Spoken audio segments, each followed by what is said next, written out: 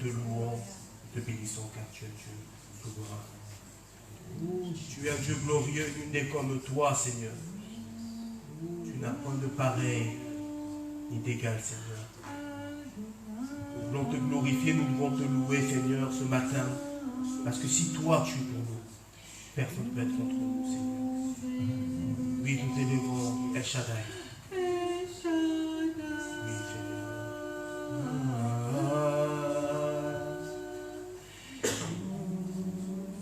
Élevons ton grand nom, ton grand nom.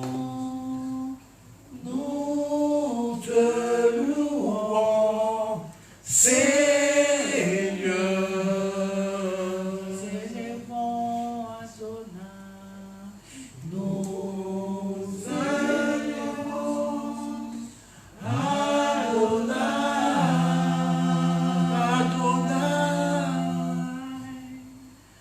Nous adorons El Shaddai.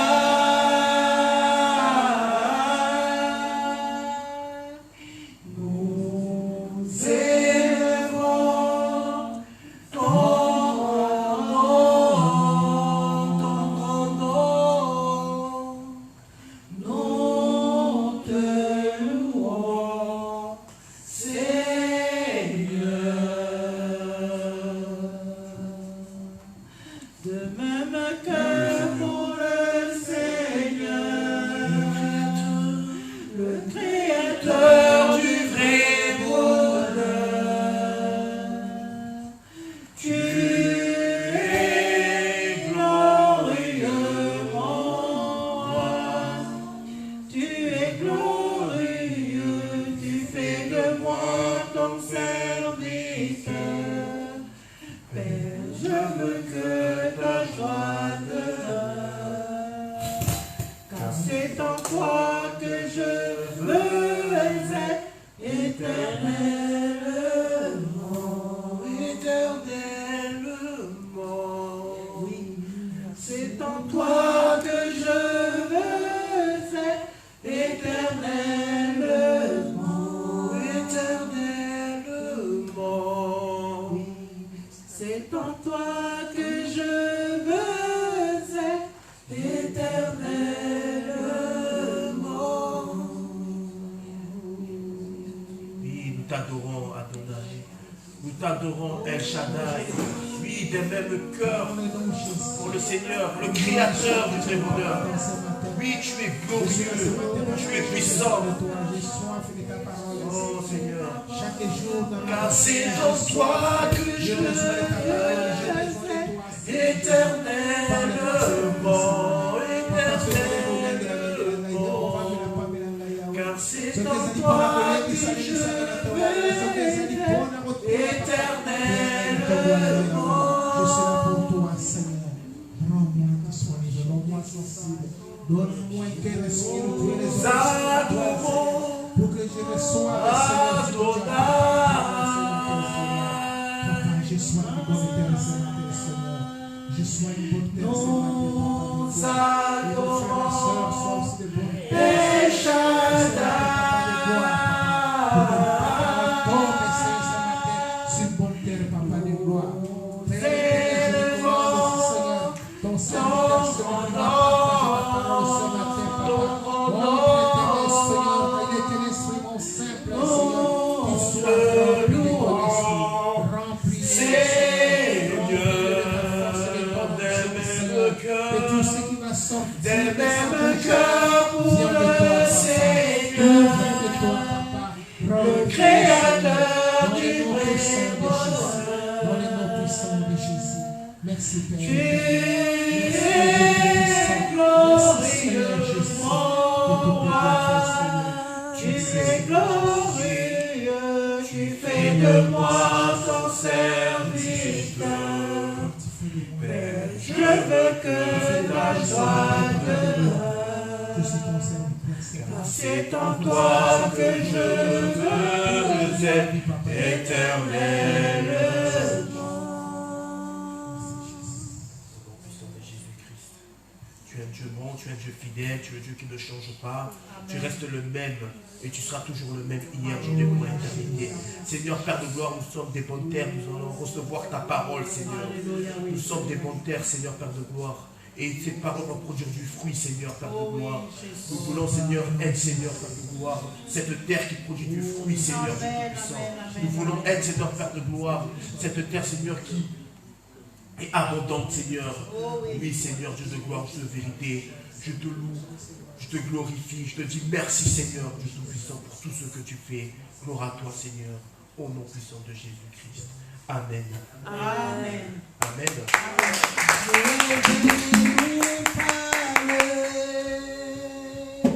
Dieu veut nous parler. Oh mon frère, dis-toi devant Dieu. Dieu veut nous parler. Oh ma sœur, dis-toi devant Dieu. Dieu veut nous parler. Mon frère, dis-toi devant Dieu. Dieu veut nous parler.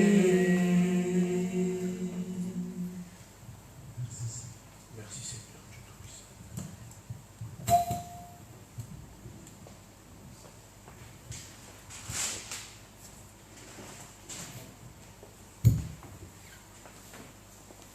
Amen. Amen.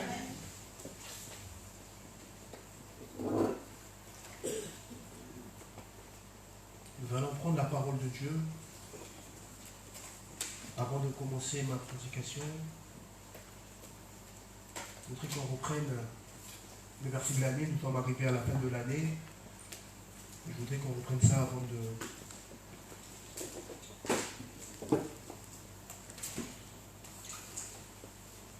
Qui peut me lire le verset de l'année?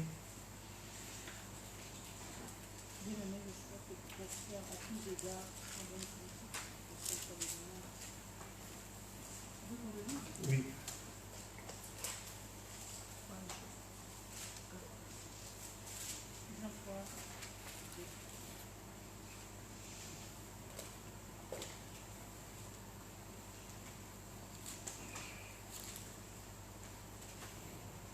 Je lis au nom de Jésus. Jean 3,2 qui dit ceci. 3 Jean 2. 3 Jean 2. Bien-aimé, je souhaite que tu prospères à tous égards, sois en bonne santé, comme prospère l'état de ton âme. Amen. Amen.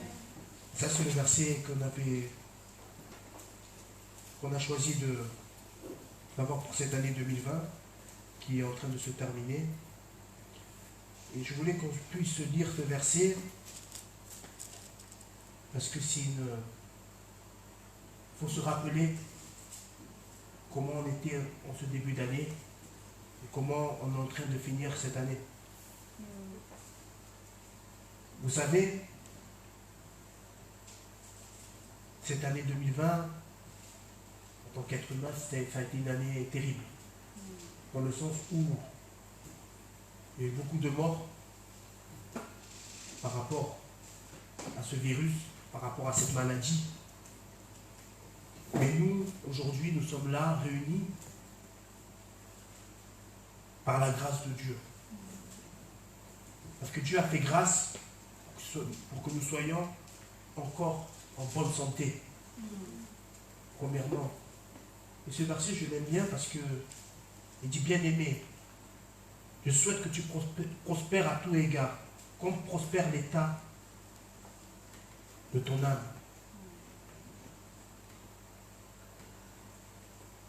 Vous savez, c'est une grâce. C'est vraiment une grâce. Nous sommes le 13 décembre. Avoir vécu encore toute cette année, il y a beaucoup de personnes qui ont eu des malheurs pendant cette année, hors le coronavirus. ça que je dis, cette année, ça a été une année triste pour l'humanité. Mais Dieu est plus que vainqueur. Amen. Nous sommes plus que vainqueurs. C'est pour cela que nous sommes là aujourd'hui.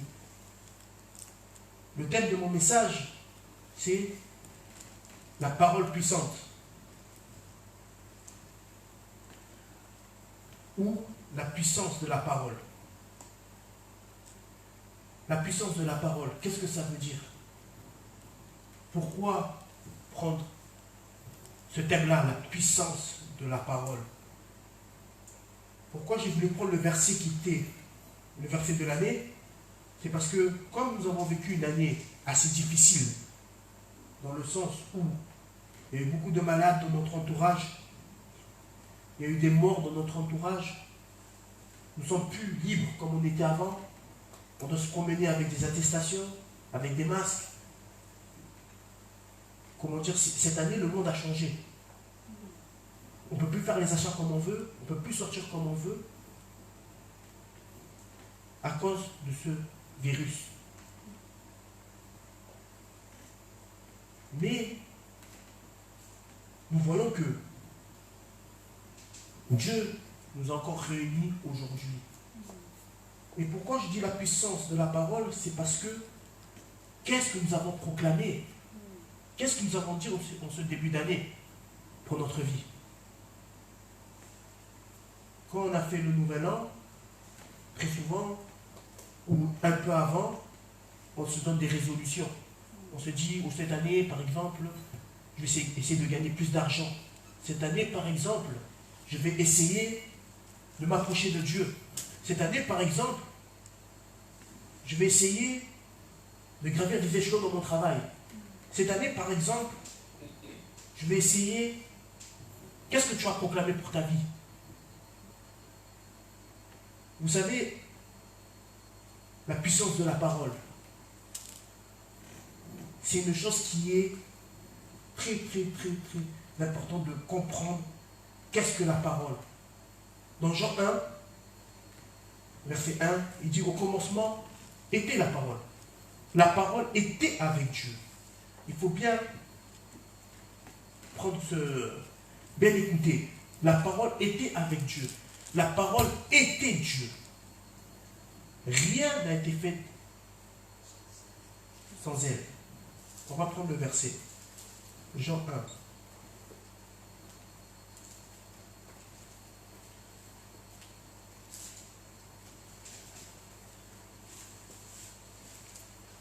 Il faut bien comprendre qu'est-ce que c'est la parole, parce que nous proclamons, mes frères et sœurs, nous proclamons beaucoup de choses dans notre bouche.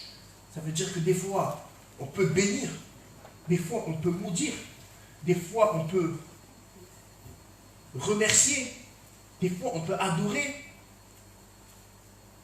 même des fois, on peut blasphémer. Tout ça sort de notre bouche. Tout ça, c'est la parole. Mais la parole n'était pas là. Ce n'est pas l'être humain qui a créé la parole. C'est Dieu qui était la parole. Au commencement était la parole. La parole était auprès de Dieu. La parole était Dieu. Elle était au commencement auprès de Dieu. Tout est venu à l'existence par elle. Et rien n'est venu à l'existence sans elle. Celui qui est venu à l'existence, non, ce qui est venu à l'existence, en elle, était vie. Et la vie était la lumière des humains. La lumière brille dans le ténèbre, et le ténèbre n'ont pas pu la saisir. Amen. Nous voyons que la parole, elle était là avant le commencement du monde. La parole était là avant le commencement du monde. Et rien n'a été fait sans la parole. Et nous le voyons dans la Genèse. Dans la Genèse, qu'est-ce qu'il est dit? Il est dit que, si nous regardons Genèse 1,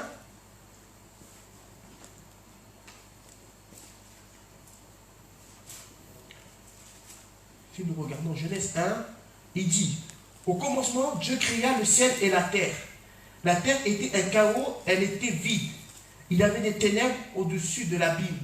Et le souffle de Dieu tournoyait au-dessus des eaux. Dieu dit,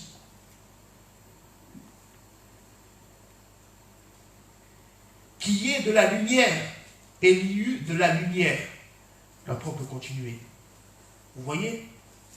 Dieu dit, Dieu prononça quelque chose. Et vous savez, de tous les êtres terrestres, il n'y a que l'être humain qui a la parole. Vous savez, il est dit que Elohim demanda, créons l'homme à notre image selon notre ressemblance. Et il créa l'homme à l'image de Dieu. Qu'est-ce qui fait qu'on est à l'image de Dieu?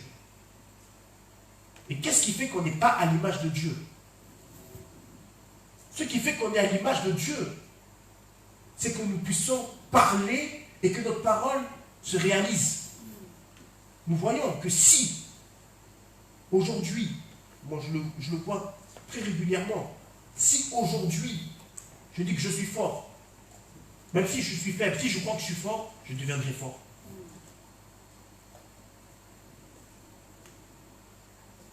Dans le sens que, par exemple, une personne qui est mince, très mince, maigrichonne, elle dit, je vais faire de la musculation pour gonfler, pour me muscler. Nous voyons que s'il est déterminé et qu'il proclame cette parole et qu'elle croit à la parole qu'elle a proclamée, elle fera tout pour être musclée. Tout ce qui est dans son pouvoir. Et la parole crée. Notre parole crée. Dieu nous a créés pour que notre parole puisse créer. C'est pour cela que dans le proverbe, il est dit que la vie et la mort sont au pouvoir de la langue.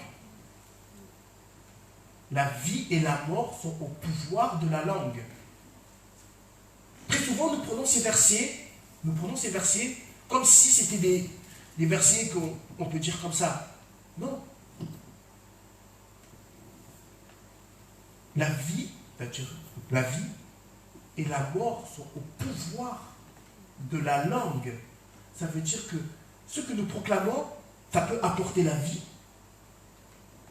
et ça peut apporter la mort. Il ne faut pas croire que c'est des paroles en l'air. Quand Salomon dit ça, ce n'est pas des paroles en l'air. Parce que lui, il a compris. Ce que tu proclames pour ta propre vie, c'est ce qui va t'arriver. On a combien de témoignages de personnes qui ont failli avoir des choses vraiment désastreuses, mais ils ont proclamé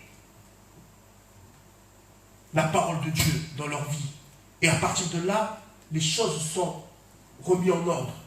Combien de témoignages? On peut aller sur Internet. Combien de témoignages?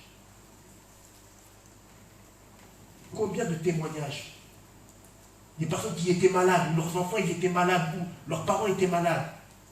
Ils ont proclamé. Et ils ont été guéris. Combien de personnes?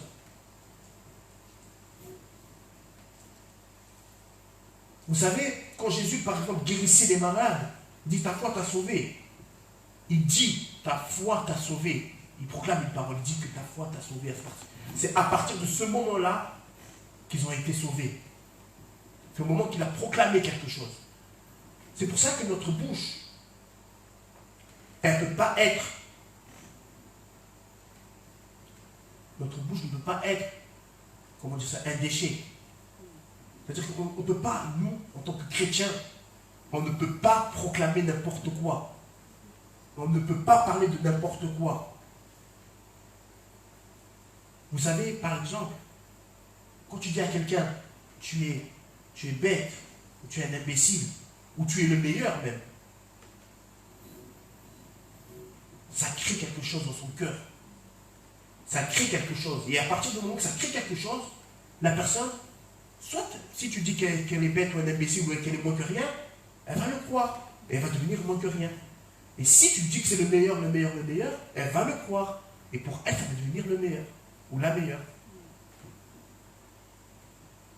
Un exemple, quand tu es en couple, tu dis par exemple à ton conjoint ou ta conjointe, je t'aime. je t'aime, je t'aime. Pour elle ou pour lui, elle saura que tu peux tout faire pour elle parce que tu l'aimes. La parole crie. Et pourquoi la puissance de la parole? Parce que la parole était au commencement. Et toute chose a été faite avec elle. Et rien n'a été fait sans elle. Ça veut dire que toute chose, ça veut dire que nous, en tant qu'être humain, c'est une parole. Ça a été une parole. Ça veut dire que Dieu a dit, je vais créer l'homme. Et c'est à partir du moment qu'il a dit que je vais créer l'homme que l'homme a été créé. Ça veut dire que c'est avec la parole de Dieu que nous, en tant qu'être humain, nous avons été créés. Que la terre a été créée. Que toute chose a été créée. Que même les anges, même les archanges, même toutes les choses célestes ont été créées. C'est par la parole. Tout a été créé. Il n'est pas marqué toutes les choses terrestres. Non. Tout a été créé par la parole. C'est-à-dire que la parole était avant tout. Et Dieu nous a donné cette faculté-là.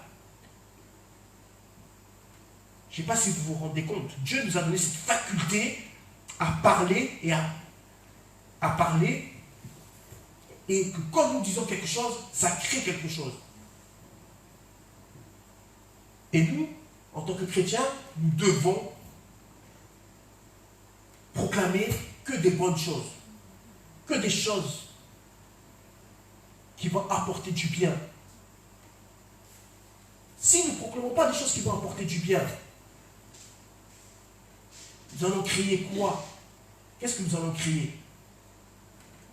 Il est important que même pour notre propre vie, il est important même que pour notre propre vie, nous pouvons proclamer des bonnes choses. Très souvent, très souvent, c'est ce que nous proclamons qui arrive dans notre vie. Très souvent. Enfin, pour ma part. Si à chaque fois tu dis, j'ai pas d'argent, je suis pauvre, je ne vais pas y arriver. Comment tu peux y arriver? Si toi-même tu ne crois pas en toi-même, si toi-même tu proclames des choses qui sont mauvaises pour ta vie, comment tu peux y arriver? Comment? La puissance de la parole. La puissance de la parole, c'est le fait que nous, en tant que chrétiens, pour rentrer dans le vif du sujet, en tant que chrétiens, nous devons proclamer des bonnes choses. Mais comment proclamer des bonnes choses? J'avais dit mardi, j'ai fait une exhortation sur l'être ou ne paraître. Pour les gens qui ont écouté. Et j'avais dit que être, c'est, tu ne peux pas être seul, tu dois être avec Dieu.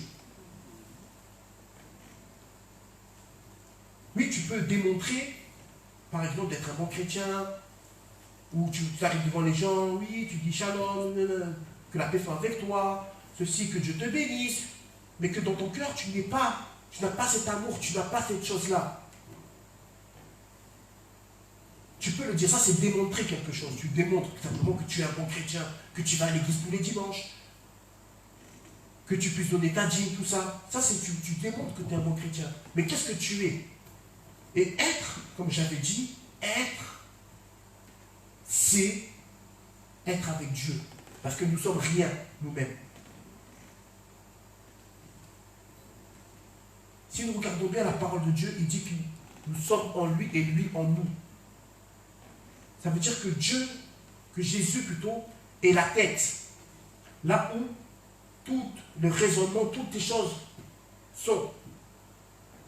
Quand je suis en train de réfléchir à quelque chose, ce n'est pas mon bras qui est en train de réfléchir. Mon bras exécute. Mon pied exécute. Nous sommes les jambes, les bras, le torse, les pieds du corps du Christ. Mais la tête, c'est Jésus-Christ. Et je disais que il faut être. Maintenant, pourquoi je parle de la puissance de la parole de Dieu? Je parle de la puissance de la parole de Dieu parce que si nous sommes en Dieu, si nous marchons selon Dieu, il peut sortir de nous que de la vie, pas la mort. Il peut sortir en nous que des bonnes choses, pas des mauvaises choses. Regardez, je vous donne un exemple dans la Bible. Paul et Silas se sont fait taper, enchaîner, emprisonner, taper. Mais qu'est-ce qui est sorti de leur bouche? Des louanges et de l'adoration. Et qu'est-ce qui s'est passé par la suite? Vous savez, et c'est ça qui est fort dans ces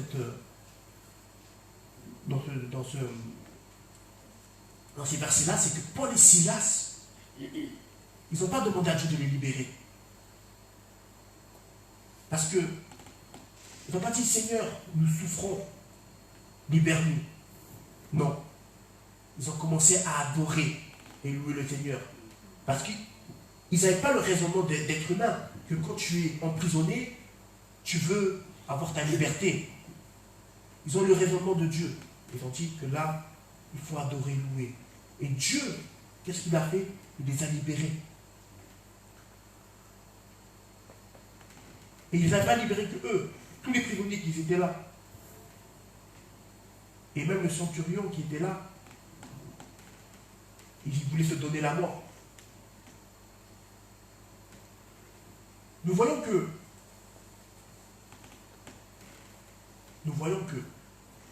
la parole, c'est une chose importante, sans parler du fait que nous sommes en Dieu. C'est quand tu dis par exemple à ton enfant ou à une personne telle chose, elle va le croire. Et cela est très très important. Vous savez que quand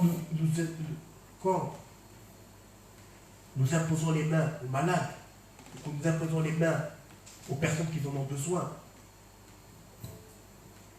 notre parole crée, notre parole guérit. Et la puissance de la parole est très importante. Je vais prendre un verset.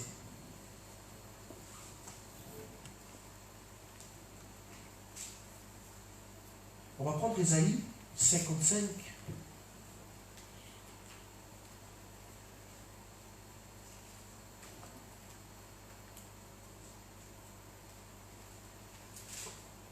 Ésaïe 55, verset 10.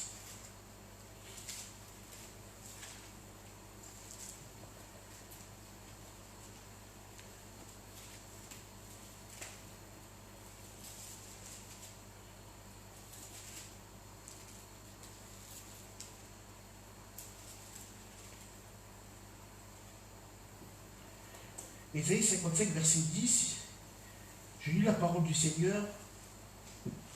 Comme la pluie et la neige descendent du ciel et ne reviennent pas sans avoir abreuvé la terre, sans l'avoir fécondée et fait germer, sans avoir donné la semence au semeur et le pain à celui qui a faim, ainsi en est-il de ma parole qui sort de ma bouche. Elle ne revient pas à moi sans effet, sans avoir fait ce que je désire, sans avoir réalisé ce pourquoi je l'ai envoyé. Amen. Amen. Il est marqué dans cette parole que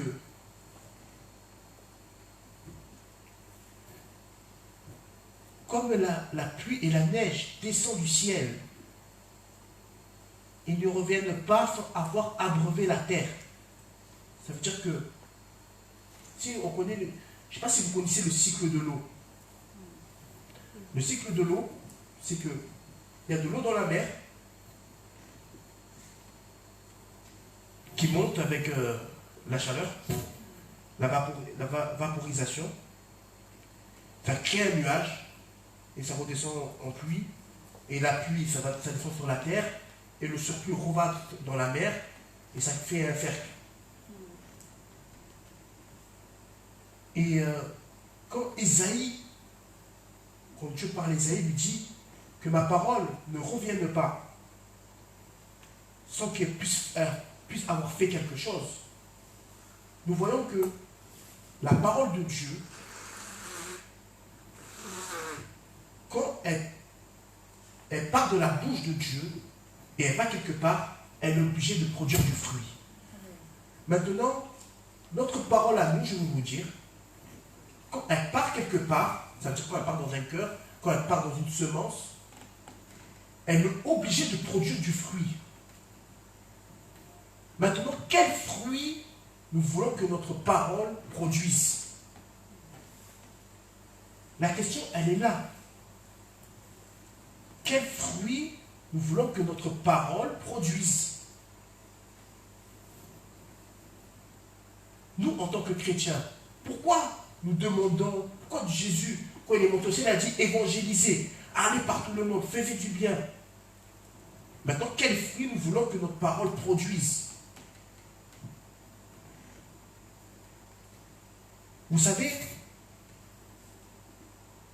j'ai pris ça parce que c'est quelque chose qui me tenait à cœur, parce que nous sommes arrivés à un temps, et là nous le voyons vraiment, un temps très très très difficile.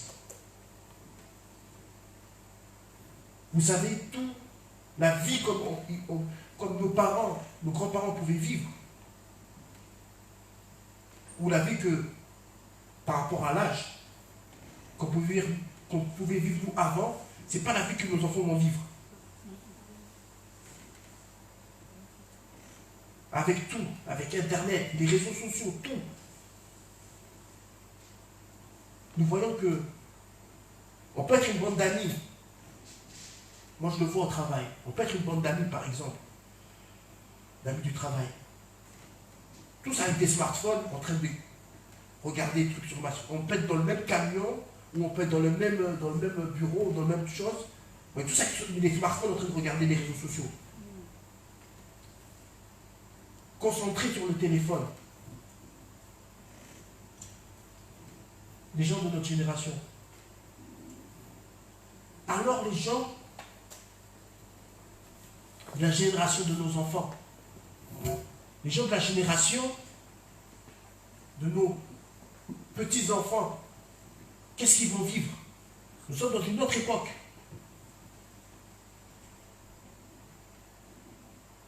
Même pendant les fêtes, très souvent les personnes sont sur les téléphones.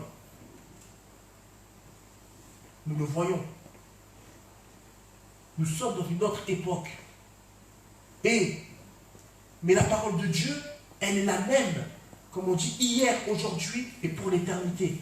Elle ne change pas.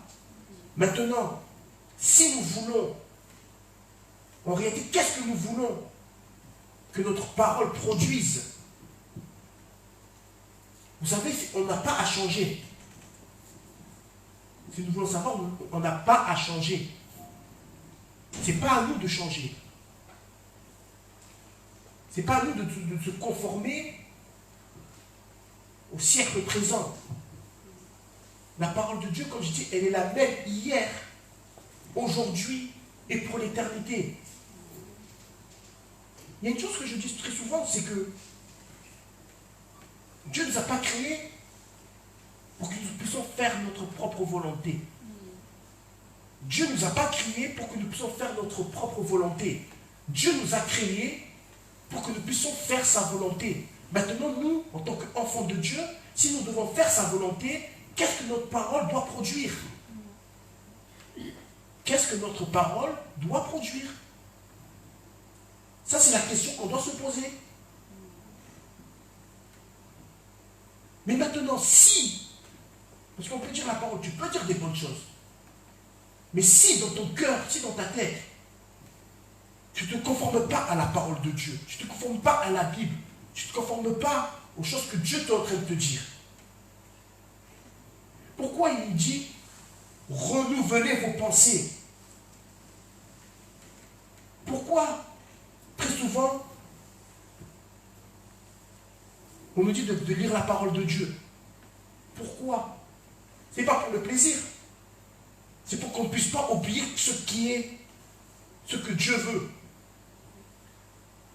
C'est pour qu'on ne puisse pas oublier ce que Dieu veut. Maintenant, il faut se poser la question, qu'est-ce que nous voulons que notre parole produise? Nous voulons que notre parole produise quoi? Des bonnes choses? Des mauvaises choses? Il faut savoir que notre parole doit produire la volonté de Dieu. Il ne faut pas se poser la question de se dire que, pourquoi, du comment. Non. Il faut que notre parole produise la volonté de Dieu. C'est ça qui est très important. Et elle est là, la puissance de la parole. Il faut que ça produise la volonté de Dieu.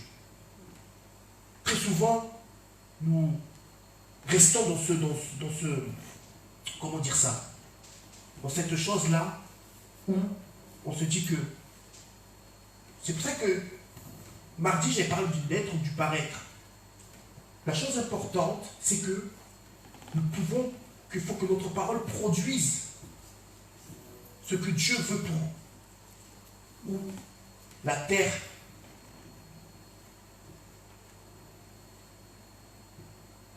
Je vais reprendre. Sans avoir abreuvé la terre, sans l'avoir fécondée et fait germer, sans avoir donné de la semence au semeur et du pain à celui qui a faim. Ainsi est-il de ma parole qui sort de ma bouche.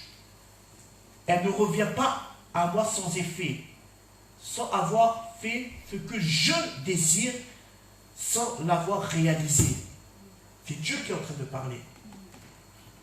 Il parle de sa parole. Mais il ne nous a pas donné une parole, nous en tant que chrétiens.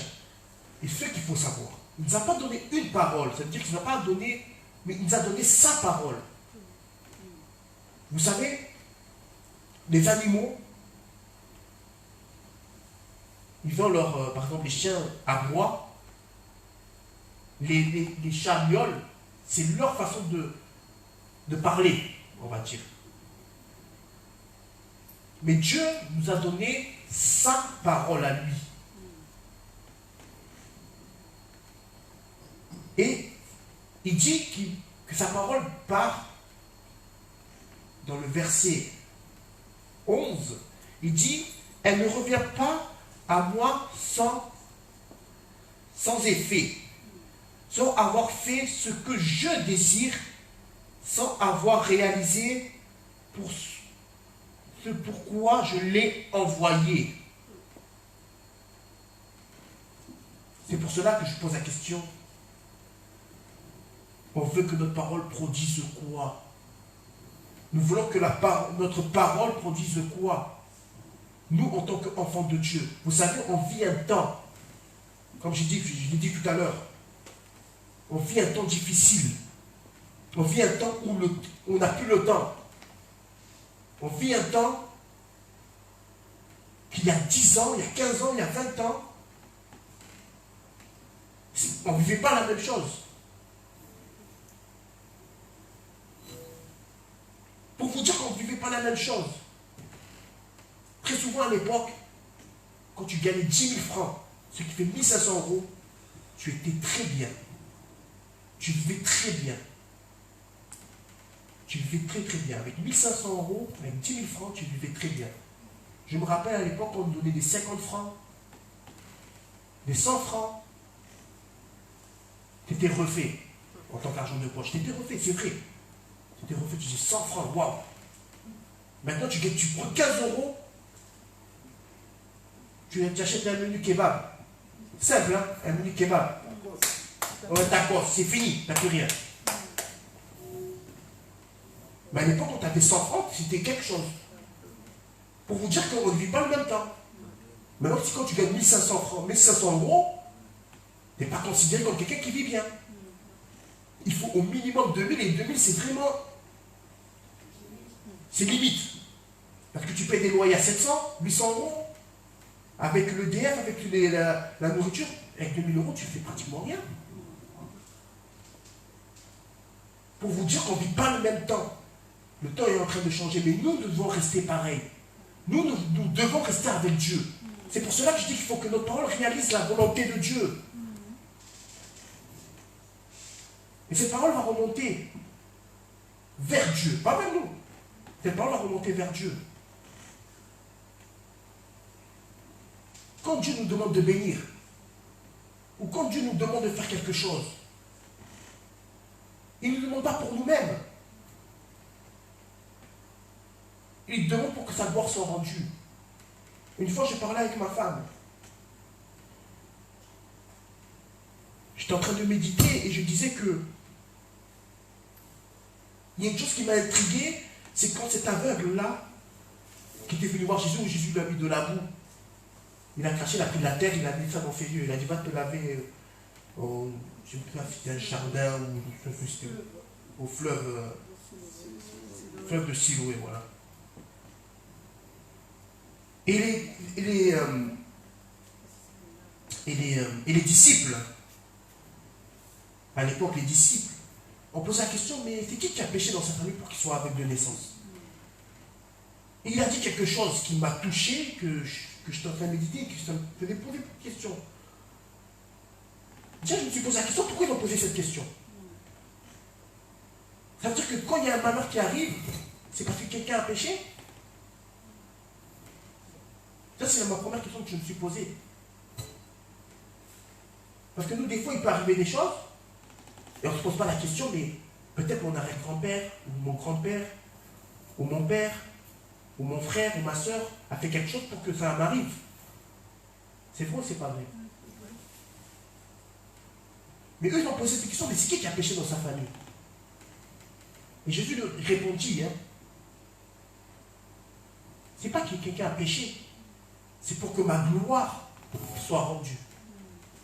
Pour que la gloire de Dieu soit rendue. Et cette phrase-là, elle est forte. Vous imaginez comment Dieu réfléchit? Dieu ne réfléchit pas comme nous. Pour vous dire que cette personne-là était aveugle de naissance. Ça veut dire qu'elle avait au moins 30 ans. Allez, entre quand elle s'est fait guérir, elle avait au moins 20 ans. Parce qu'elle était déjà adulte. Sinon, il aurait dit un enfant. C'est-à-dire pendant de 0 à 20 ans, il était aveugle. Mais pas parce qu'il a péché, c'est parce qu'il fallait que la gloire de Dieu soit rendue. Je ne sais pas si vous arrivez à comprendre. C'est pas parce que quelqu'un a péché, c'est pas parce qu'il était dans le péché, c'est pas parce que une malformation comme ça, non. C'est que Dieu a voulu qu'il soit aveugle pour que sa gloire soit rendue. Dieu, c'est pas qu'il a j'ai pas dit que c'est Dieu qui l'a rendu aveugle. C'est que Dieu, il a voulu. C'est-à-dire que si, comment dire ça? Dieu a voulu qu'il soit aveugle. C'est-à-dire que Dieu a permis plutôt, voilà, c'est le mot que je cherchais. Dieu a permis qu'il soit aveugle pour que sa gloire soit rendue. Mais j'ai dit, mais la réflexion de Dieu, c'est pas notre réflexion, mais la Bible, elle a raison. Donc la réflexion de Dieu n'est pas notre réflexion à nous. Il est resté je ne sais pas combien d'années aveugle. Cette personne-là, elle est restée je ne sais pas combien d'années aveugle. Mais c'est pour que la gloire de Dieu soit rendue. Pour qu'un jour il puisse voir. Mais nous, en tant qu'homme, être humain, on aurait dit, mais c'est pas normal. Avec notre pensée à nous, on dit, c'est pas normal. Quand tu as permis qu'il soit aveugle, rien pour qu'il y ait un miracle. Pourquoi? Est-ce que vous savez qu'est-ce que ce miracle a fait par la suite?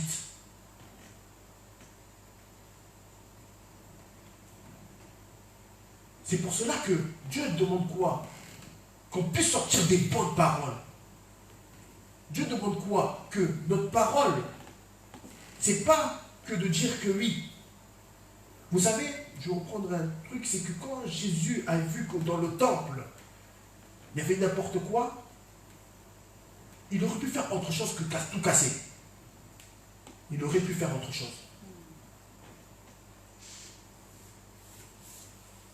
Ou même créer une révolution. Il avait ce pouvoir de créer une révolution.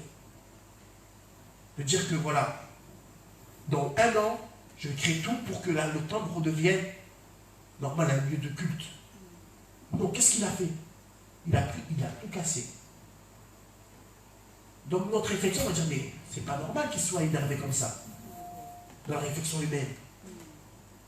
C'est la même personne qui te dit ça, c'est la même personne qui te dit, qui a fait ça, c'est la même personne qui te dit, si quelqu'un te frappe de la joue gauche, tends-lui la joue droite. C'est la même personne qui dit ça. Pourquoi? Parce que les pensées de Dieu ne sont pas nos pensées. Et nous, en réalité, Dieu nous a créés pour pas que nous puissions penser en réalité. C'est pas que, quand je dis pour pas que nous puissions penser, c'est pas nous de juger ce qui est bon ou mauvais. Dieu ne nous a pas créés pour qu'on juge ce qui est bon ou mauvais. Dieu nous a créés pour qu'on puisse réaliser ce que Dieu veut. Et c'est pour ça que je dis la puissance de la parole, c'est que Dieu nous a créés pour que nous puissions proclamer des bonnes choses. Mais pas des bonnes choses comme nous le voyons.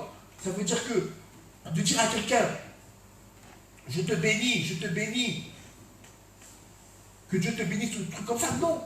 Dieu ne nous a pas créés pour ça. Dieu nous a créés pour que nous puissions réaliser sa volonté à lui.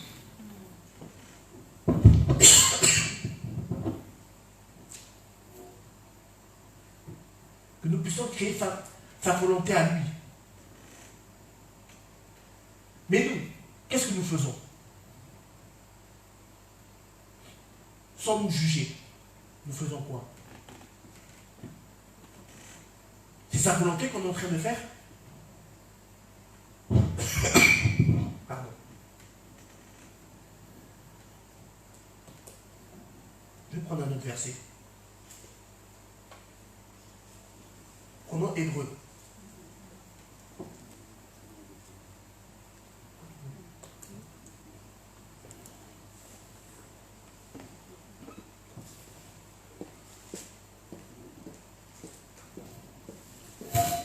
Hébreux 4.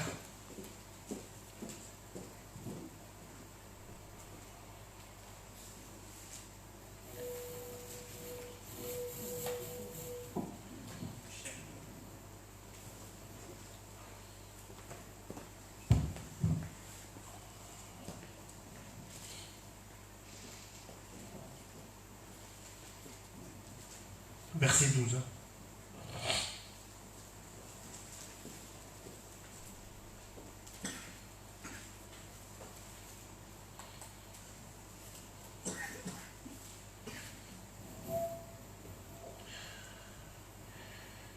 Hébreux 4, verset 12.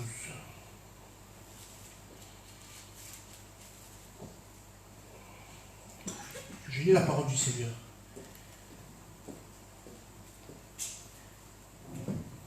Merci.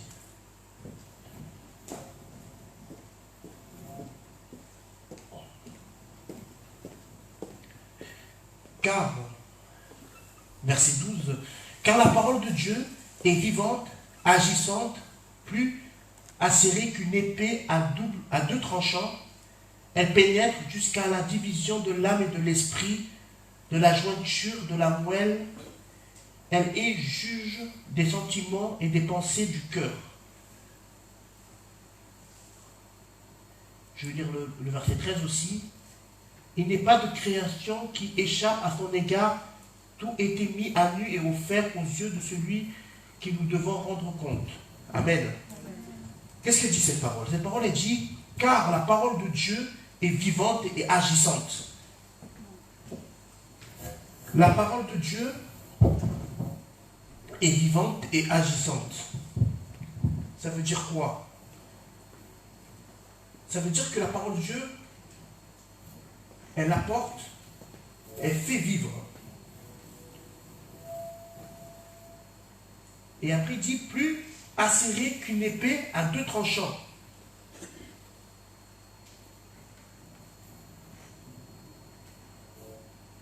Vous savez, une épée, et c'est là que je vais en venir, une épée, c'est la seule chose qu'on peut utiliser défensivement et offensivement quand nous sommes avec une armure, quand nous sommes en guerre. Quand quelqu'un te met un coup d'épée, tu peux prendre ton épée aussi pour le contrer. Et tu peux donner aussi un coup d'épée. La parole, c'est pareil. La parole, c'est une arme défensive. Ça veut dire que nous voyons que, avant de dire ça, nous voyons que dans l'armure, je pense que l'armure c'est dans Éphésiens, nous voyons que dans l'armure, Il y a plusieurs choses. Il y a la ceinture, il y a la cuirasse, il y a le bouclier, il y a le casque, et il y a l'épée. L'épée, c'est la parole. Et nous voyons que la parole, c'est une arme défensive, c'est-à-dire que quand, par exemple, une autre personne est en train de te dire quelque chose à ton sujet, tu as le droit, si Dieu te le permet, de refuser les choses qu'il est en train de te dire, si les choses sont mauvaises. Et c'est aussi une arme pour attaquer. C'est-à-dire que tu peux proclamer des choses à l'égard, par exemple, quand il y a un mauvais esprit ou il y a une maladie, tu peux attaquer cet esprit-là avec la parole.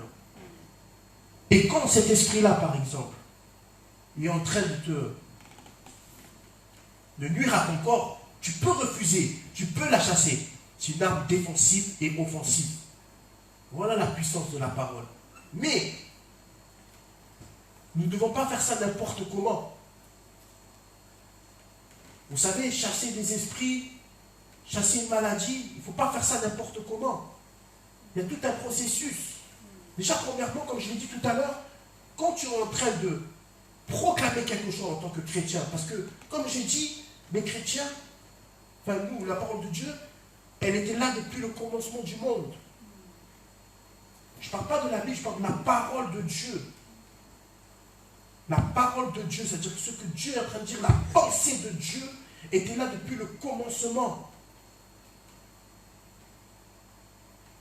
La pensée de Dieu était là depuis le commencement. Et nous voyons que si nous voulons marcher avec Dieu, parce que si nous voulons marcher avec Dieu, il faut que nous renouvelons nos pensées.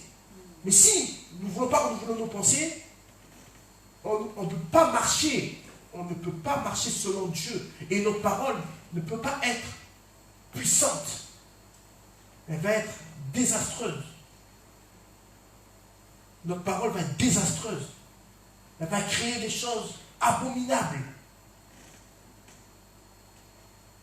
Vous savez, détruire des vies, c'est pas que... Moi, j'ai vu des vies se détruire à cause de belles paroles. Des vies se détruire. Les gens se décomposer intérieurement à cause de paroles. T'inquiète pas. Par exemple, t'inquiète pas. Je serai avec toi, t'inquiète pas. Ou fais ça, t'inquiète pas. Moi, je l'ai déjà fait. Ça ne va rien te faire. Les gens rentrent en dépression à cause de paroles.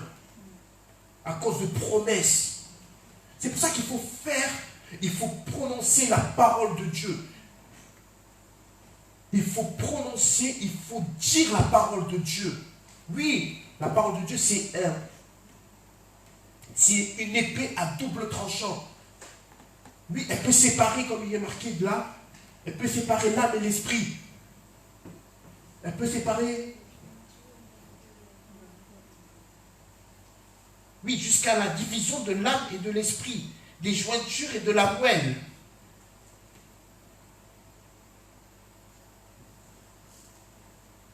La parole de Dieu, la parole, elle a vraiment beaucoup d'effets.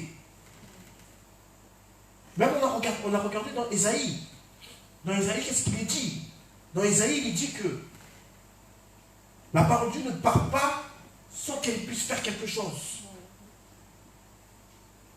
Il faut que nous soyons renouvelés de l'Esprit de Dieu. Et si nous sommes renouvelés de l'Esprit de Dieu, là, notre parole ne partira pas sans faire quelque chose de bon.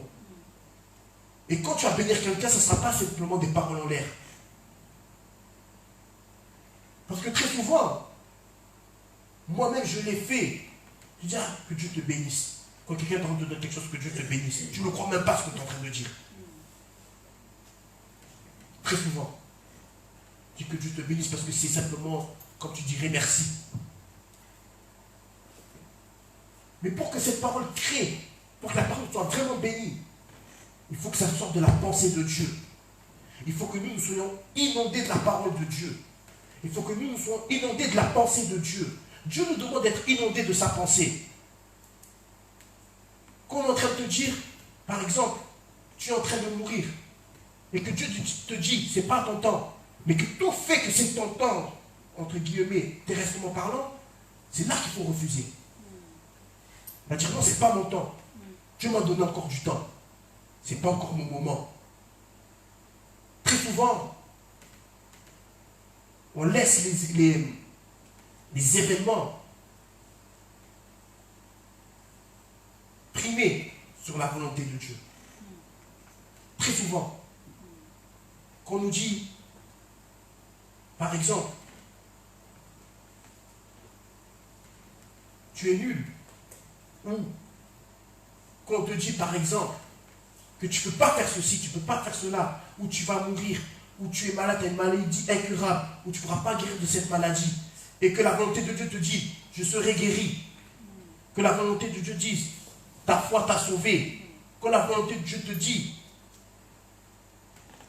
je suis plus que vainqueur, et que toi tu te dis, ah mais les médecins m'ont dit que c'est une maladie incurable. Lui, il le voit, ils ne sont pas en train de te mentir. C'est une maladie incurable aux yeux des êtres humains. Mais qu'est-ce que Dieu est en train de dire pour ça? Qu'est-ce que Dieu est en train de dire pour ça? Quelle est la pensée de Dieu? Regardez ce jeune homme-là, pour reprendre ce verset-là. Ce jeune homme, il était aveugle. Ce jeune homme-là était aveugle depuis sa naissance. Si un jour quelqu'un aurait dit, mais tu sais quoi, dans tel temps, tu vas revoir. Qu'est-ce qu'ils lui disaient les médecins? Tu ne pourras jamais voir. Les médecins disaient quoi? Tu ne pourras jamais voir. Même ses parents, ils étaient étonnés. Quand ils ont appelé ses parents, même ses parents, ils étaient étonnés qu'ils voient. Pour vous dire que même les médecins ont dit, mais tu ne verras pas. C'est pas possible. On n'a pas de remède pour ça. Il n'y a pas de lunettes, il n'y a rien du tout, tu ne verras pas. Mais qu'est-ce que Dieu avait dit pour sa vie? C'est que sa gloire soit rendue. Maintenant, qu'est-ce que nous voulons proclamer? Qu'est-ce que nous voulons proclamer pour cette année qui arrive? Qu'est-ce que nous voulons proclamer pour l'année 2021? Nous voulons proclamer quoi? Que ce sera comme 2020? Tout dépend de nous-mêmes, pour notre propre vie. Si nous proclamons que l'année 2021 sera comme l'année 2020, elle sera comme l'année 2020. Qu'est-ce que Dieu veut pour cette année 2021? Qu'est-ce que Dieu veut pour cette année 2021?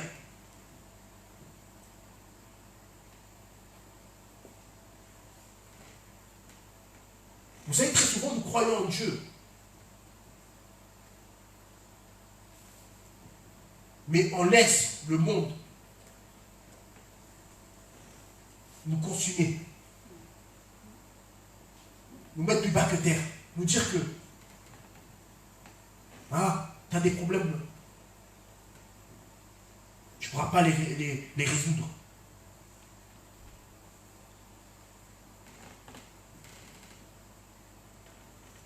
Est-ce que l'année 2021 sera comme l'année 2020? Ça, c'est chacun d'avoir ce qu'il veut pour sa propre vie. Et ce qu'il faut vouloir, c'est pas de dire que cette année 2021, je vais être augmenté dans mon travail. Cette année 2021, je vais avoir des bonnes nouvelles. Non. En tant que chrétien, il faut dire que la volonté de Dieu soit faite pour cette année 2021. Amen. Que la volonté de Dieu soit faite. Et c'est ça que nous devons proclamer.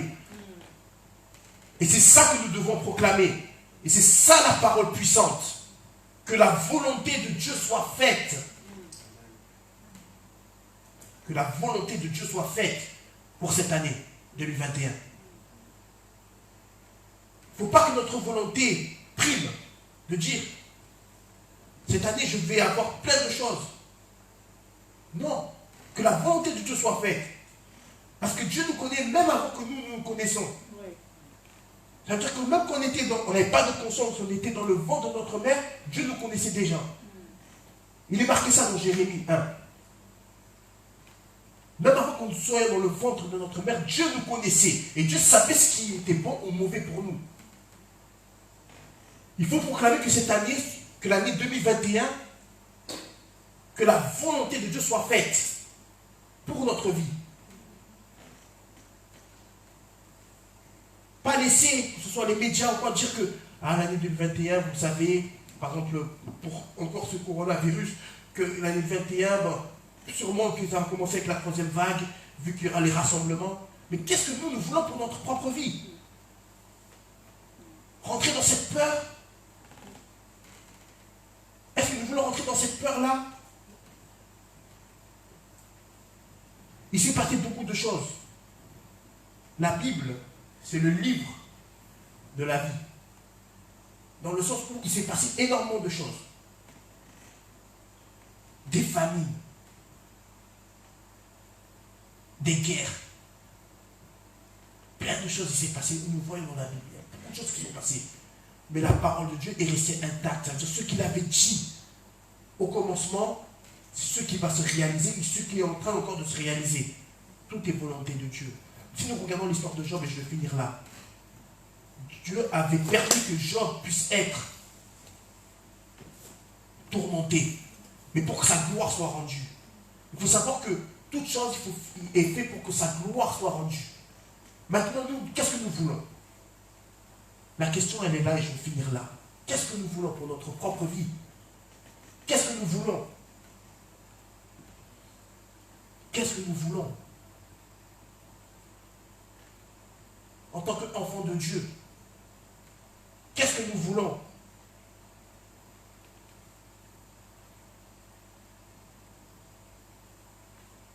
Il y a beaucoup de gens qui vont dire des choses mal pour cette année 2021, ou pour cette année 2020.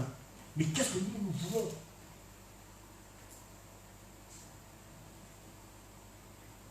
Moi, je veux que la volonté de Dieu soit faite. Amen. Je veux que la volonté de Dieu soit faite.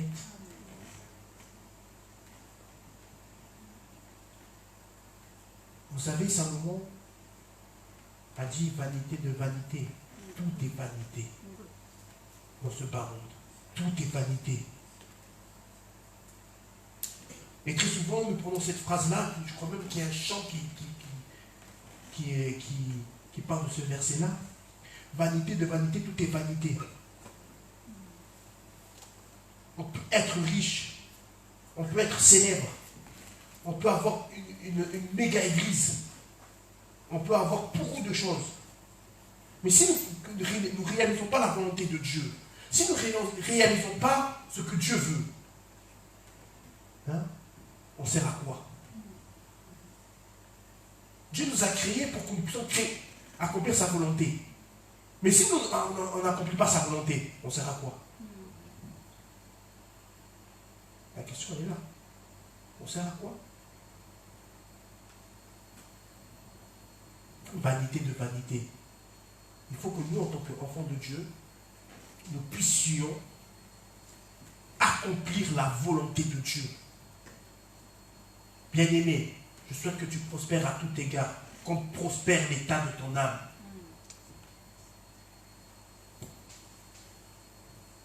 Pourquoi j'ai commencé par ce verset? Je souhaite que tu prospères à tout, comme prospère l'état de ton âme.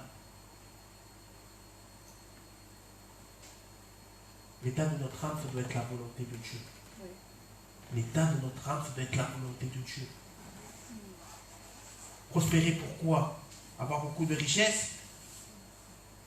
Pourquoi faire? Aujourd'hui, tu as tout. Demain, tu n'as rien. Combien de célébrités? Nous voyons qu'ils étaient riches, même des footballeurs. Ils se retrouvent SDF. Combien? Ils étaient riches. Ils ne gagnaient pas 2 000 euros par mois. Hein. Ou 3 000 ou 4 000 euros. Non. Ils étaient riches. Mais aujourd'hui, ils sont SDF. Ils ne sont pas dans un logement social. Hein. Ils sont SDF. C'est-à-dire qu'ils dorment dehors. Ils n'ont pas de logement. Combien? Combien de personnes riches?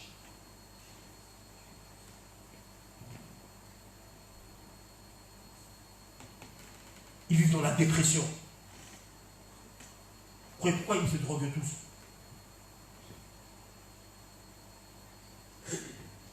Combien de personnes riches vivent dans la dépression? Énormément. Mais nous, Dieu nous a tout donné. Il nous a donné son Fils unique. tout par grâce. Et nous savons que notre place, elle est au ciel à sa droite. Mais vous imaginez quelle grâce d'être avec Dieu. Après ce qui s'est passé, après que Adam et Ève ont pu manger le fruit défendu de la connaissance, mes frères et sœurs, il faut vouloir la volonté de Dieu. Et la parole puissante, c'est la volonté de Dieu. Cherchons la volonté de Dieu. Il faut que nous puissions chercher chaque fois, à chaque moment, à chaque moment, à chaque moment, à chaque moment, la volonté de Dieu. Pour cette année 2021, mes frères et sœurs, il faut que cette église puisse chercher la volonté de Dieu. Il faut que tout un chacun, parce que l'église, ce n'est pas le bâtiment, ce n'est pas le nom Victor Parole de Vie, non. C'est tout un chacun doit chercher la volonté de Dieu. Si nous tous, nous cherchons la volonté de Dieu, mais notre église va aller de l'avant, mais pas une question de... C'est pas quand on va aller de l'avant, c'est pas qu'il y aura une révolution, non. Mais on va réaliser des choses selon Dieu, pour Dieu, et que Dieu va être satisfait de notre église. Mais si nous ne voulons pas chercher la volonté de Dieu, si nous venons par habitude, si nous venons comme ça parce que c'est l'église, c'est le dimanche, c'est une routine, ben l'année 2020, comme elle a été désastreuse, l'année 2021 sera pareil pour nous, pour l'église, pour tout. Il faut que nous puissions chercher la volonté de Dieu et proclamer des bonnes paroles. Arrêtez de proclamer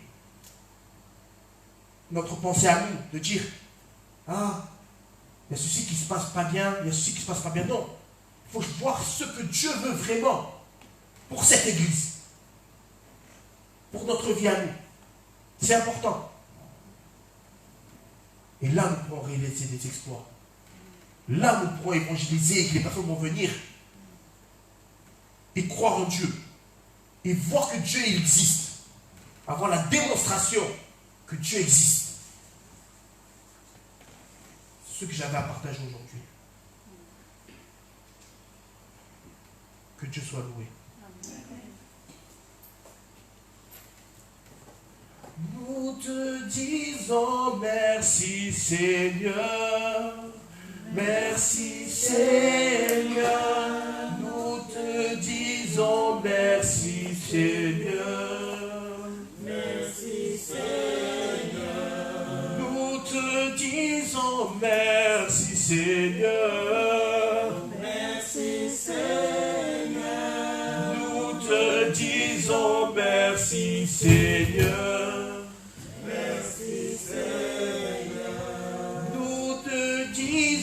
Merci Seigneur, oh, merci Seigneur, nous te disons merci Seigneur, merci Seigneur, nous te disons gloire à l'agneau, oh, merci Seigneur, nous te disons gloire à l'agneau.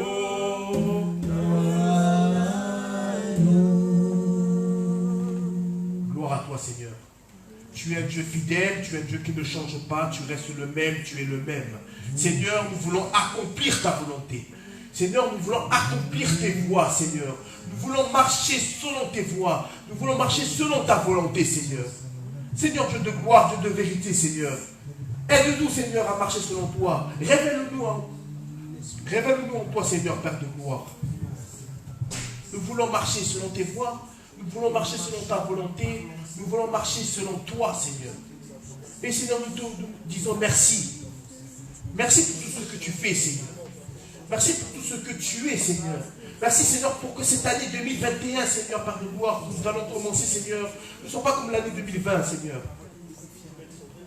Oui, Seigneur, si nous cherchons tous ta volonté, Seigneur, je sais, Seigneur, que tu vas réaliser des grandes choses dans nos vies. Tu vas réaliser des grandes choses dans cette église. Au nom puissant de Jésus-Christ. Nous te disons merci Seigneur, merci Seigneur. Nous te disons merci Seigneur, Merci Seigneur. Oh, nous te disons gloire à l'agneau, gloire à l'agneau. Nous te disons gloire à l'agneau, Gloire à l'agneau. non, ne pas élever ton nom et alléluia. Jésus, le roi des rois, le Seigneur des seigneurs. Merci Seigneur pour tout ce que tu fais, Seigneur, Père de gloire, pour tout ce que tu es, Seigneur Dieu Tout-Puissant. Nous te rendons gloire et grâce, Seigneur. Car si toi tu es pour nous, qui perd contre nous, Seigneur. Je sais, Seigneur, que tu vas réaliser des grandes choses dans nos vies, Seigneur. Je sais, Seigneur, que tu vas faire des bonnes choses dans nos vies, Seigneur. Je sais, Seigneur, que notre parole, Seigneur, va être une parole qui va venir de toi, Seigneur, Père de gloire. Nous te rendons gloire et grâce, parce que si toi tu es là pour nous, il n'y a personne qui pourra être contre nous. Si toi tu marches selon, si toi tu marches avec nous, personne ne pourra être contre nous. Et si nous marchons selon toi, Seigneur, personne ne pourra être contre nous, Seigneur, Père de gloire. Seigneur, je sais que tu es avec nous et que tu marches avec nous. Au nom puissant de Jésus-Christ, sois loué, sois glorifié. Amen. Amen. Merci Jésus.